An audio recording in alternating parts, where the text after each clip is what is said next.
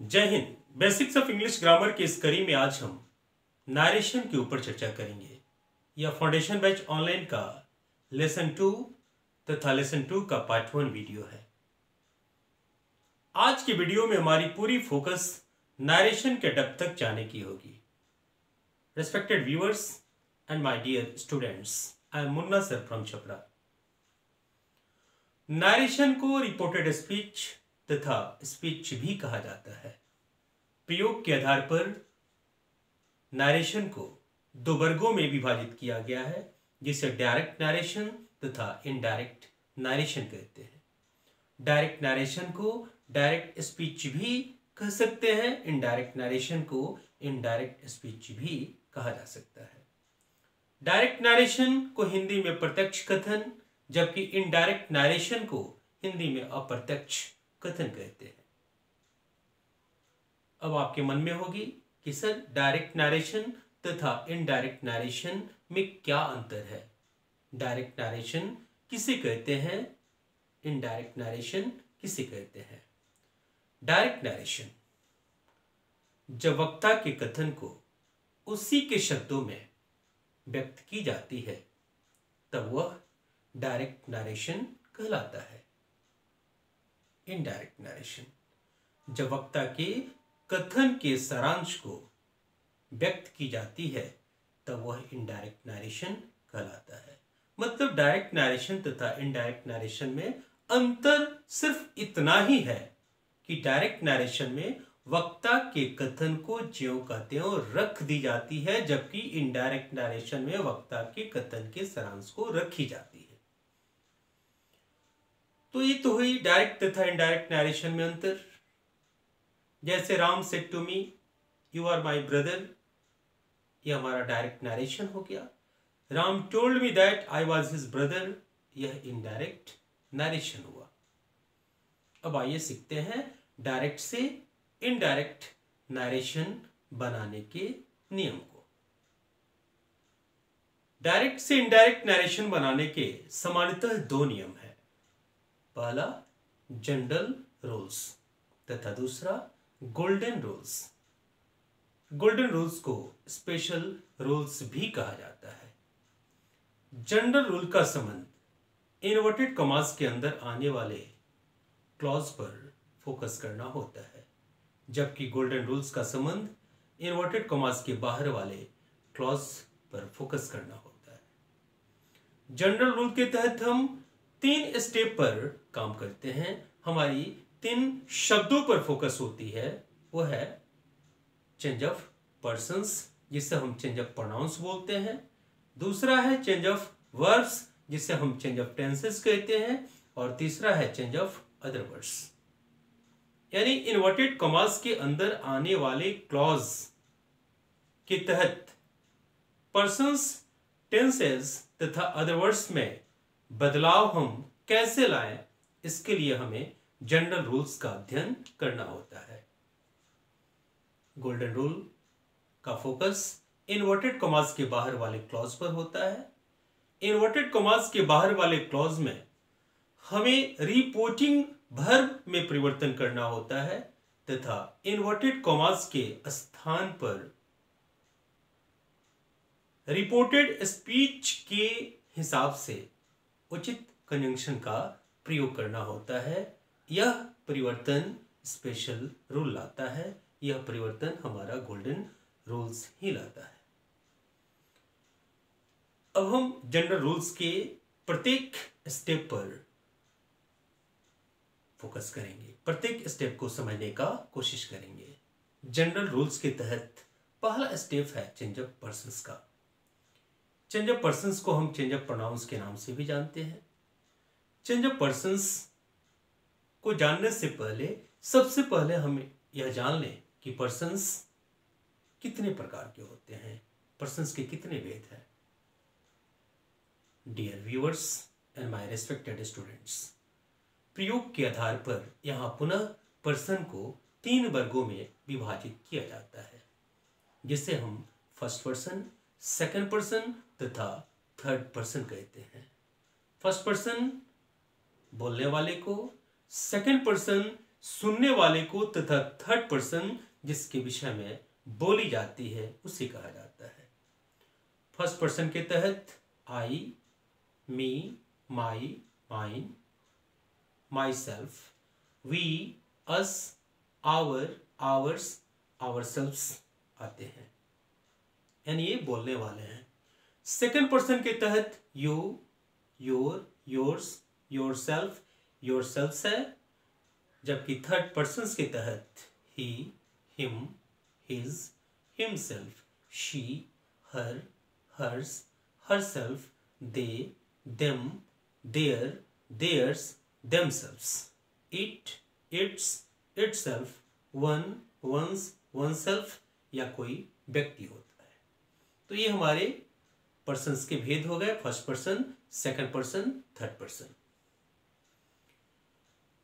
General rules कहता है reported speech के तहत यदि फर्स्ट पर्सन, सेकंड पर्सन तथा थर्ड पर्सन आए तब फर्स्ट पर्सन तथा सेकंड पर्सन में हम बदलाव लाते हैं इनडायरेक्ट नरेशन बनाते समय, और थर्ड पर्सन में हम कोई बदलाव नहीं लाते हैं।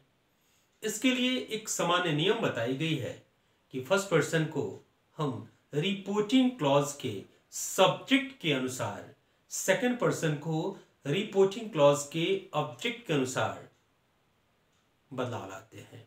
यानी फर्स्ट पर्सन हमारा रिपोर्टिंग क्लॉज यानी आरवी के सब्जेक्ट के अनुसार बदलता है, सेकंड पर्सन आरवी के ऑब्जेक्ट के अनुसार बदलता है, जबकि थर्ड पर्सन में कोई बदलाव नहीं लाई जाती है। थर्ड पर्सन में कोई बदलाव नहीं किया जाता है। यह चेंज ऑफ पर्सन्स का रूल कहता है। अगला स्टेप है चेंज ऑफ वर्ब्स, जिसे हम चेंज ऑफ टेंसेस कहते हैं। रूल कहता है कि यदि रिपोर्टिंग क्लॉज का वर्ब यदि पास्ट टेंस में हो तथा रिपोर्टेड स्पीच भी पास्ट टेंस में हो, तब रिपोर्टेड स्पीच के तहत पास्ट इंडेफिनिट को इनडायरेक्ट नरेशन बनाते समय पास्ट परफेक्ट में बदल दें, पास्ट कंटिन्यूअस को पास्ट परफेक्ट कंटिन्यूअस में बदल दें, पास्ट परफेक्ट तथा पास्ट परफेक्ट कंटिन्यूअस की क्रिया में कोई परिवर्तन न करें। इसे एक बार फिर हम समझने की कोशिश करेंगे। यदि आरवी पास्ट टेंस में हो तथा आरएस की क्रिया भी पास्ट टेंस में हो, तब इनडायरेक्ट नरेशन बनाते समय आरएस की क्रिया में निम्नलिखित परिवर्तन करें। पास्ट इंडेफिनिट मतलब V2 को पास्ट परफेक्ट में बदल दे, हैड प्लस V3 में बदल दे। पास्ट कंटिन्यूअस को यानी वाज वर प्लस V4 को पास्ट परफेक्ट कंटिन्यूअस में बदल दे, यानी हैड बीन प्लस V4 में बदल दे। पास्ट परफेक्ट तथा पास्ट परफेक्ट कंटिन्यूअस की क्रिया में कोई परिवर्तन न करे। यह चेंज ऑफ टेंसेस का पहला रूल है। जैसे आई वेंट को I had gone, I was going को I had been going, I had gone को आई हैड गॉन में, आई हैड बीन गोइंग को आई हैड बीन गोइंग में। यहाँ कोई परिवर्तन पास्ट परफेक्ट तथा पास्ट परफेक्ट कंटिन्यूअस में नहीं हुआ, लेकिन पास्ट इंडेफिनिट तथा पास्ट कंटिन्यूअस में परिवर्तन की गई। रूल नंबर 2 कहता है यदि आरवी पास्ट टेंस में हो तथा आरएस की क्रिया प्रेजेंट या फ्यूचर में हो, तब इनडायरेक्ट नरेशन बनाते समय प्रेजेंट या फ्यूचर को पास्ट में बदल दें। इसके लिए निम्न नियम का पालन करें। प्रेजेंट इंडेफिनिट को पास्ट इंडेफिनिट में, प्रेजेंट कंटिन्यूअस को पास्ट कंटिन्यूअस में, प्रेजेंट परफेक्ट को पास्ट परफेक्ट में, प्रेजेंट परफेक्ट कंटिन्यूअस को पास्ट परफेक्ट कंटिन्यूअस में बदल दें। फ्यूचर के तहत शैल विल में, शैल को शुड में और विल को वुड में बदल दें। कैन को कुड में और मे को माइट में बदल दें। यानी आर भी पास्ट में हो और आरएस की क्रिया भी पास्ट में हो, आर भी पास्ट में हो तथा आरएस की क्रिया प्रेजेंट या फ्यूचर में हो, तब इनडायरेक्ट नरेशन बनाते समय प्रेजेंट या फ्यूचर को भी पास्ट में बदल देना होता है। ये था चेंज ऑफ टेंसेस का rule number 2। Change of tenses का रूल नंबर 3 है यदि आर भी प्रेजेंट या फ्यूचर में हो तथा आरएस की क्रिया पास्ट में हो, तब इनडायरेक्ट नरेशन बनाते समय आरएस की क्रिया में कोई परिवर्तन न करें। रूल नंबर 4 है यदि आर भी प्रेजेंट पास्ट या फ्यूचर किसी भी टेंस में हो तथा आरएस के वाक्य से यूनिवर्सल ट्रुथ का बोध हो, तब इनडायरेक्ट नरेशन बनाते समय आरएस के वाक्य में या आरएस की क्रिया में कोई परिवर्तन न करे। और रूल नंबर 5 है, यदि आर भी प्रेजेंट या फ्यूचर में हो तथा आरएस की क्रिया भी प्रेजेंट या फ्यूचर में हो तब इनडायरेक्ट नरेशन बनाते समय आरएस की क्रिया में कोई परिवर्तन न करें। Respected viewers and my dear students, एक बार फिर मैं चेंज ऑफ वर्ब्स या चेंज ऑफ टेंसेस को आपके बीच रखना चाहूंगा। पहला नियम कहता है, यदि आर भी पास्ट टेंस में हो तथा आरएस की क्रिया भी पास्ट टेंस में हो तब इनडायरेक्ट नरेशन बनाते समय पास्ट इंडेफिनिट को पास्ट परफेक्ट में, पास्ट कंटिन्यूअस को पास्ट परफेक्ट कंटिन्यूअस में, पास्ट परफेक्ट तथा पास्ट परफेक्ट कंटिन्यूअस की क्रिया में कोई परिवर्तन न करें। यह चेंज ऑफ टेंसेस का पहला रूल है। चेंज ऑफ टेंसेस का दूसरा रूल है, यदि आर भी पास्ट में हो और आरएस की क्रिया प्रेजेंट या फ्यूचर में हो तब इनडायरेक्ट नरेशन बनाते समय प्रेजेंट या फ्यूचर को पास्ट में बदलते हैं। चेंज ऑफ टेंसेस का तीसरा रूल कहता है, यदि आर भी प्रेजेंट या फ्यूचर में हो तथा आरएस की क्रिया भी प्रेजेंट या फ्यूचर में हो तब इनडायरेक्ट नरेशन बनाते समय आरएस की क्रिया में कोई परिवर्तन न करे। चेंज ऑफ टेंसेस का चौथा नियम कहता है, यदि आर भी प्रेजेंट या फ्यूचर में हो तथा आरएस की क्रिया पास्ट में हो तब ऐसी केस में भी इनडायरेक्ट नरेशन बनाते समय आरएस की क्रिया में कोई परिवर्तन न करे। और चेंज ऑफ टेंसेस का आखिरी रूल है, यदि आर भी किसी भी टेंस में हो, चाहे प्रेजेंट, पास्ट या फ्यूचर हो, और आरएस की क्रिया से यूनिवर्सल ट्रुथ का बोध हो तब इनडायरेक्ट नरेशन बनाते समय आरएस की क्रिया में कोई परिवर्तन न करें। तो ये था चेंज ऑफ टेंसेस का रूल। अब है change of other words. Change of other words के तहत रूल कहता है कि यदि आरएस के तहत दिस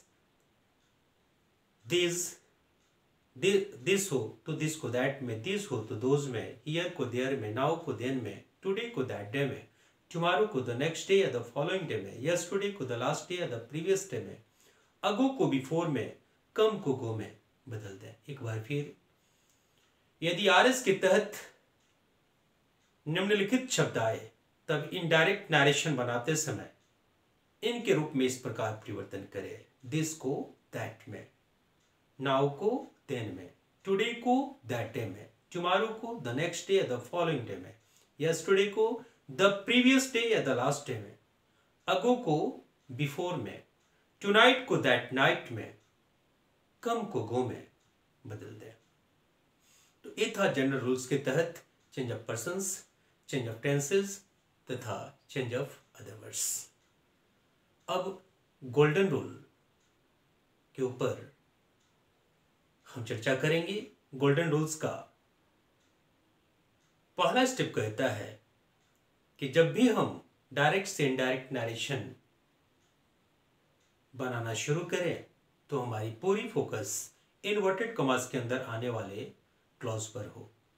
कहता है कि यदि इन्वर्टेड कॉमास के अंदर आने वाला क्लॉज असर्टिव हो तब असर्टिव का गोल्डन रूल कहता है रिपोर्टिंग वर्ब यानी सेड टू को टोल्ड में, सेज टू को टेल्स में, से टू को टेल में बदल दें। यदि सिर्फ सेड, से या टेल हो तो उसमें कोई परिवर्तन न करें। इन्वर्टेड कॉमास के स्थान पर दैट का प्रयोग करें। और आखिरी स्टेप कहता है बाकी नियम जनरल होगा, यानी बाकी नियम सामान्य होगा। ये था असर्टिव का गोल्डन रूल। अगला स्टेप है इंपरेटिव सेंटेंस। इंपरेटिव सेंटेंस को हम अपनी सुविधा के हिसाब से इसे दो वर्गों में बांट लेते हैं। एक होता है सेंटेंस विद लेट और दूसरा होता है sentence without let. Sentence with let का मतलब होता है कि वह वाक्य जिसकी शुरुआत लेट से हो और दूसरा वह वाक्य जिसकी शुरुआत लेट से न हो। जिस वाक्य की शुरुआत लेट से होती है उसका गोल्डन रूल कहता है आरवी को सजेस्ट टू या प्रपोज टू में बदल दें। इन्वर्टेड कॉमास के स्थान पर दैट का प्रयोग करें। लेट को हटा दें। लेट के बाद आने वाले ऑब्जेक्टिव केस को नॉमिनेटिव केस में बदल दें। नॉमिनेटिव केस के बाद शुड प्लस भी1 का प्रयोग करें। बाकी नियम सामान्य होगा। ये था लेट से शुरू होने वाले इंपरेटिव सेंटेंस का गोल्डन रूल। जिस इंपरेटिव की शुरुआत लेट से न हो उसका रूल कहता है आरबी को आरएस के अर्थ के अनुसार ऑर्डर, रिक्वेस्ट, एडवाइस तथा बैन में बदल दें। इन्वर्टेड कॉमास के स्थान पर टू का प्रयोग करें। यदि आरएस की शुरुआत प्लीज या काइंडली से हो तब आरबी को रिक्वेस्ट में बदल दें। यदि आरएस की शुरुआत डू नॉट से हो तब आरबी को फॉरबिड में बदल दें। यदि आरएस के वाक्य से आदेश का बोध हो तब आरबी को ऑर्डर में बदल दें। यदि आरएस के वाक्य से एडवाइस का बोध हो यानी सलाह का बोध हो तब आरबी को एडवाइस में बदल दें। बाकी नियम समान होगा। यदि आरएस के तहत प्लीज या काइंडली आए तब आरबी को रिक्वेस्ट में बदल दें। बाकी नियम समान होगा। तो आज के इस सेशन में इतना ही। अगले वीडियो में हम इंटेरोगेटिव, इंपरेटिव तथा ऑप्टेटिव के स्पेशल रूल पर फोकस करेंगे। उसके बाद हम इसे रिटन फॉर्म में लाने की कोशिश करेंगे। उसके बाद अगले सेशन में हमारी कोशिश प्रैक्टिस के माध्यम से अपने कंसेप्ट को क्लियर करने की होगी। तो आज के लिए बस इतना ही। मिलते हैं अगले वीडियो में कुछ स्पेशल के साथ। तब तक के लिए अनुमति दें। जय हिंद।